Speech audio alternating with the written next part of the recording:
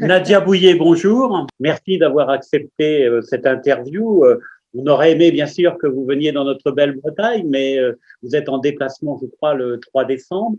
Donc, on va faire cette vidéo qui sera publiée, qui va être publiée le 3 décembre lors de notre forum Habitat.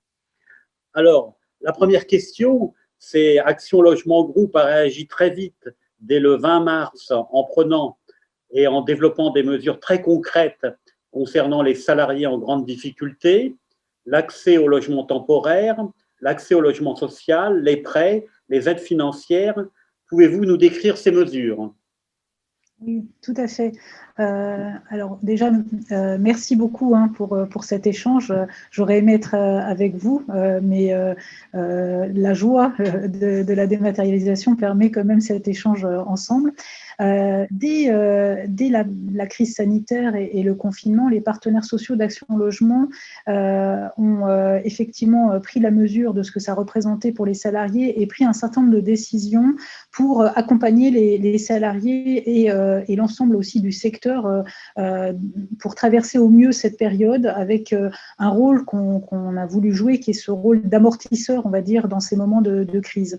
Une première mesure qui a été prise, c'est une aide pour les salariés qui se retrouvaient en chômage partiel ou au chômage, qui est une aide de 150 € par mois pendant 2 mois et pendant 6 mois si on se retrouvait au chômage suite à la crise sanitaire, pour être, je dirais, aidé à régler sa facture de loyer ou ses remboursements en fait, d'emprunts immobiliers, et donc faire de la prévention et éviter des spirales d'impayés qui auraient pu arriver derrière.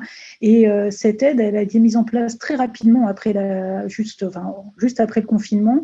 Et c'est plus de 106 000 ménages qui en ont bénéficié pendant un peu plus d'1 an, puisque elle s'est arrêtée maintenant qu'on est, je dirais, heureusement revenu à des niveaux d'activité et de croissance qui vont beaucoup mieux en 2021. Donc ça, c'était vraiment une volonté des partenaires sociaux d'aider directement les salariés en prévention des impayés. Et puis, il y a eu d'autres mesures qui étaient beaucoup plus de soutien économique.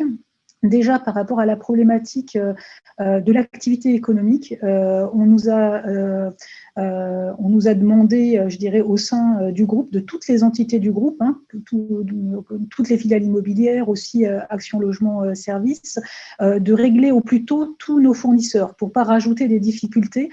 Donc, avec une politique très volontariste, donc déjà de dématérialisation des factures quand elles n'étaient pas encore dématérialisées, et puis de paiement rapide des fournisseurs.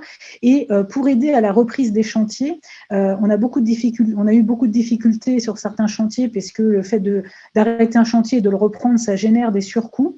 Ce qu'on a pu faire pour accompagner les bailleurs sociaux à ce moment-là, c'était en fin d'année 2020, c'est en partenariat avec la Caisse des dépôts et les fonds d'épargne, c'est de proposer des prêts qu'on a bonifiés, donc des prêts à 0%, sur le même mode que les prêts haut de bilan qui avaient été faits pour accompagner la production, mais là qui étaient forfaitaires pour la relance, on va dire, et accompagner les surcoûts de chantier, de réhabilitation et de construction. Et là, on a une enveloppe d'un peu plus de 200 millions d'euros qui a pu être mise en place justement pour accompagner les bailleurs qui ont souscrit à ces prêts et leur permettre de financer ces surcoûts de chantier.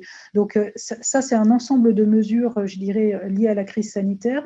Et en 2021, il y a eu d'autres mesures qui ont été prises par le groupe Action Logement dans le cadre de l'avenant qu'on a signé avec l'État pour accompagner la reprise économique et sociale. Et là, on est beaucoup plus dans du soutien de la production de logements sociaux avec une enveloppe supplémentaire de prêts, mais aussi de subventions. Donc là, c'est, je dirais, quelque chose qu'on n'avait pas fait depuis longtemps, 525 millions d'euros de subventions pour du logement social et familial sur 2 ans, 2021-2022 en soutien de la production, et puis un renforcement des aides pour l'accompagnement des salariés en difficulté. Donc, au-delà de l'aide dont je parlais sur la prévention, là, on est vraiment dans de la couture fine avec de l'accompagnement qui est fait par les équipes d'Action Logement Service pour accompagner des salariés en difficulté et un renforcement sur l'ingénierie sociale. Et enfin, un volet sur Visal, puisque nous avons étendu le dispositif Visal, qui est la garantie apportée par Action Logement quand on veut louer dans le parc privé. Elle était complètement ouverte pour tous les publics de moins de 30 ans et elle était réservée pour les plus de 30 ans à des salariés qui étaient en mobilité professionnelle. Là, on l'a ouvert pour les salariés de plus de 30 ans pour tous ceux qui étaient aussi en mobilité résidentielle mais qui restaient dans le même emploi. Voilà, je sais pas, vous avez un enfant qui arrive, vous avez besoin d'un logement plus grand, on vous accompagne avec Visal, ou alors un cas de séparation où on a besoin de trouver rapidement un appartement, là aussi. Et là, on réserve cette aide pour les plus de 30 ans aux salariés qui gagnent moins de 1 500 € par mois. Et pour vous dire qu'il y avait une vraie demande, on avait estimé avec nos études de marché qu'on allait toucher à peu près 1 500 salariés par an. C'était nos estimations initiales. On avait déjà les 1 500 baux signés au bout de 3 mois d'ouverture de cette extension. Donc, ça veut dire qu'on a une vraie demande et que c'est très utile d'avoir mis ça en place au mois de juin. Merci. Donc, la deuxième question qui va vous être posée par Pascal Masson. Voilà, bonjour Madame Bouillet. Donc des mesures très dynamiques dès le départ du confinement en mars et puis de l'accompagnement à la production 2021, enfin tout ça, donc tout ça a été mis en place avec beaucoup de moyens. Avez-vous rencontré des obstacles du coup et des lenteurs dans la mise en place? Enfin, comment, avec tous ces moyens-là, qui sont décidés, comment avez-vous pu les faire arriver là où vous le souhaitiez, en fait? Alors, aujourd'hui, je dirais le principal obstacle, ce n'est pas tellement la délivrance des aides. C'est-à-dire, nous, typiquement, sur les aides pour les bailleurs sociaux et les subventions qui sont mises en place, dès le mois de mai, on a ouvert une plateforme. Les bailleurs ont rentré leur programmation. Donc, c'est assez simple d'usage. On avait identifié, on a fermé la plateforme vers mi-octobre, mais rassurez-vous, les bailleurs peuvent encore s'adresser à ALS jusqu'à la fin de l'année. On est toujours là. Mais après, on attend aussi les agréments de l'État pour pouvoir arriver en cofinancement en fait, derrière. On avait identifié dans les programmations des bailleurs presque 110 000 logements, donc c'est très bien. Mais on ne sait pas si tous ces logements seront agréés. Donc ça, il y a un petit sujet derrière. Et je pense qu'un des sujets, ça va être la matière première, c'est-à-dire effectivement d'arriver à produire des opérations. C'est-à-dire nous, on s'est mobilisé, on a mis en place ces circuits de financement. Maintenant, ça se passe sur le terrain avec un certain nombre de difficultés à faire sortir certaines opérations complexes. Et là-dessus, on n'a pas la maîtrise de l'ensemble de cette chaîne-là. Et c'est vrai que pour les opérateurs de terrain, c'est pas toujours facile. Il y a beaucoup de contraintes qui sont autour de la construction. D'ailleurs, il y a un travail en ce moment de la commission Rebsamen pour lever ces freins à la construction qui a vraiment du sens et dans lequel on a encore beaucoup de choses collectivement à faire. Mais nous-mêmes, je dirais, par rapport au déploiement de ces aides-là, la difficulté, elle n'est pas tant dans le déploiement que dans la capacité à justement sortir ces projets. Et on a besoin de construire des logements sociaux en France. Il y a 2,2 millions de demandeurs. On a besoin de construire sur tous les territoires. Et ça, c'est aujourd'hui, je dirais, quelque chose qui doit nous animer collectivement pour trouver ces solutions, pour aussi accompagner tous ces maires qui s'engagent dans des projets, qui sont les maires bâtisseurs, parce que c'est pas toujours évident en fait d'arriver à sortir ces projets. Une autre question merci d'abord. Une autre question sur les deux thèmes, lorsque vous accompagnez les salariés et lorsque vous accompagnez la production. Je ne sais pas si vous avez pu d'ores et déjà bâtir une évaluation sur ces deux thèmes. Alors, on est en train d'évaluer l'ensemble de nos dispositifs, donc on pourra vous le présenter, mais là, l'évaluation n'est pas terminée, avec des enquêtes assez exhaustives justement sur la satisfaction. Là, peut-être une autre limite sur l'aide à nos salariés. Certains dispositifs, Visal, par exemple, c'est une bonne réussite parce que le dispositif est connu. Donc, on a, voilà, ça se passe très bien parce que on est un peu rodé. Ça fait depuis 2016 que Visal existe.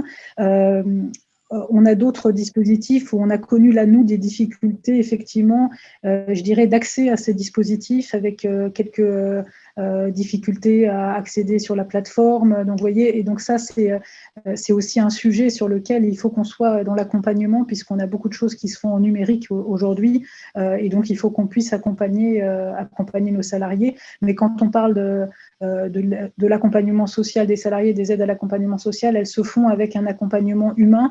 Et je pense que là, il y a vraiment un rôle important, c'est-à-dire que toutes ces aides personnalisées, elles passent par des conseillers chez nous, et à nous de bien faire connaître aussi nos dispositifs à nos différents partenaires. Un autre dispositif, j'en parle puisque je pense qu'il y a peut-être des bailleurs qui connaissent moins bien ce sujet-là. On a une association qui s'appelle Soliael, qui fait de l'ingénierie sociale, mais ce sont des bailleurs qui adhèrent à cette association. Et là aussi, dans son projet, pour accompagner et aller un peu plus loin dans la prévention des impayés de loyer, Action Logement va abonder en fait un fonds qui sera porté par un bailleur social. J'explique le mécanisme. Un bailleur veut travailler justement sur la prévention avec ses locataires, se dit je vais mettre une enveloppe, je ne sais pas, de 20 000 euros pour ça, qui est géré par moi-même, bailleur, en fait. Action Logement, dans le cadre de la relance, a décidé d'abonder davantage que ce qu'il faisait habituellement avec Soliael, et donc va rajouter, si le bailleur met 20 000 euros, il va mettre 40 000 euros. Donc, ce sera une aide d'Action Logement pour aller plus loin dans les politiques menées par les bailleurs en prévention des impayés de leurs locataires. Donc, vous voyez, il faut un peu de temps pour faire connaître ça. Donc, à ce stade, Solial, il y a 10 bailleurs adhérents qui sont rentrés dans le dispositif. On peut se dire c'est bien, mais c'est pas beaucoup quand on sait qu'on a lancé ça effectivement cette année, et qu'on espère que d'autres bailleurs vont aussi rentrer dans ce type de partenariat, puisque je pense que c'est vraiment du gagnant-gagnant, et ça fait partie des mesures d'amortisseurs qu'on fait. Donc, pour ceux qui ne sont pas encore adhérents, vous pouvez adhérer à Solial. Et puis pour ceux qui sont dans l'association, forcément, ils étaient déjà en fait au fait, puisque c'est un accompagnement historique qui est fait par Action Logement, mais ce n'est pas que les bailleurs d'Action Logement, hein. Donc c'est l'ensemble des bailleurs qui peuvent adhérer à ce dispositif. Donc vous voyez, ça, alors voilà, je dis pas, moi je pensais qu'on irait plus vite sur ce sujet-là, mais en fait on va se projeter là sur quelques années, donc je pense que sur la durée, on aura évidemment un panel, je dirais, de bailleurs partenaires qui travailleront avec nous là-dessus. La dernière question, c'est par rapport à l'avenir. La crise sanitaire du Covid-19 va s'inscrire dans la durée. Est-ce que vous prévoyez d'autres mesures pour aller plus loin par rapport à ce que vous avez déjà décrit? Alors, je pense qu'il y a deux sujets très importants qui ont été révélés dans cette crise sanitaire. Le premier, c'est la question des travailleurs clés, et qui, eux, en fait, ont continué à travailler pendant cette phase du confinement, mais à travailler sur place, c'est-à-dire qu'ils ne peuvent pas travailler en télétravail. Je pense à tous ceux qui travaillent dans les magasins, dans la grande distribution, ou tous ceux qui entretiennent nos villes. Et en fait, ces travailleurs clés, il y a un vrai enjeu de rapprochement de leur lieu de domicile par rapport à leur lieu où ils vont travailler. Et ça, ce sujet, on le voit, a été quand même pris en compte dans la loi 3DS, mais on rajoute une priorité aux priorités. Je pense qu'il y a un enjeu collectif pour l'ensemble des parties prenantes, et encore plus pour Action Logement sur les salariés du privé, d'arriver à, je dirais, les rapprocher de leur lieu de travail, d'en faire un critère dans les attributions de logement, de l'assumer, évidemment sans pour autant, je dirais, dégrader les autres prioritaires. Hein. Il y a beaucoup de prioritaires, mais je pense que cette notion-là, ça fait longtemps qu'on le savait, mais là, elle a été complètement révélée et c'est un sujet qu'il nous faut regarder ensemble et peut-être à l'aune de la réforme en flux des attributions, qu'on se la pose ensemble et qu'on le traite sur les différents territoires. L'autre sujet, c'est justement tous ceux qui ont appris à télétravailler et qui ont pris goût à ce télétravail en se disant finalement 1 jour, 2 jours par semaine du télétravail, c'est bien, je gagne en temps de transport, je peux faire du coup un choix de vie peut-être d'aller m'installer dans des logements un peu plus confortables, dans des villes moyennes et donc avoir une qualité de vie quelque part dans des zones plus abordables que des grandes métropoles et puis gérer quand même ces déplacements pendulaires. Et donc là, il y a 2 pistes, on va dire, qui sont ouvertes. C'est évidemment, poursuivre pour nous l'accompagnement de tous ces territoires en cœur de ville. Je pense au programme ACV, qui, quelque part, peut redécoller ou continuer à décoller parce qu'il marche très très bien justement avec ce public de salariés qui va faire des choix de cœur de ville dans des logements confortables, mais aussi une réflexion qu'on a commencé chez Action Logement, donc ça a commencé en Occitanie avec un premier projet qui va voir le jour, qu'on appelle Corpo Working, c'est-à-dire un travail qui a été fait par Action Logement avec les entreprises, de regarder où habitent leurs salariés et est-ce qu'il y aurait des lieux où plusieurs entreprises vont se mettre ensemble pour avoir un lieu. C'est pas du coworking ouvert à tous, mais c'est vraiment une alliance d'entreprises pour se localiser dans un endroit où leurs salariés sont peut-être en télétravail chez eux 1 jour ou 2 jours par semaine, puis le 3e jour, ils vont venir dans ce lieu-là et à côté de tous les services avec beaucoup d'aménités. Le premier projet qui va voir le jour, on a à côté des producteurs locaux où ils vont pouvoir aller acheter des produits locaux. On a des services qui sont à côté. C'est à proximité d'une bretelle autoroutière, donc c'est assez facile d'accès. Et ça fera gagner à beaucoup de salariés beaucoup de temps. Et en plus, ils seront dans un lieu où c'est agréable de travailler, confortable de travailler. Donc, je pense que cette question-là aussi, ça fait partie des sujets qui sont devant nous et qui peuvent être vraiment intéressants pour gérer ce lien emploi-logement dans des endroits où la nécessité d'être le plus proche est moins évidente que pour des travailleurs clés, où là, c'est une évidence complète. Écoutez, merci. Vous dire qu'on a réalisé cette interview en présence de Fabienne Guillaumard, qui est à côté de moi. Et puis, donc, on va faire une synthèse un peu de cela et vous le renvoyer pour approbation. Et donc, ça sera diffusé le 3 décembre. En tout cas, un grand merci pour votre disponibilité. Merci à vous et écoutez, bonne journée de travail et puis Fabienne, je sais, me racontera tout ça et en tout cas, je vous dis, j'espère à bientôt en vrai. Voilà. En Bretagne.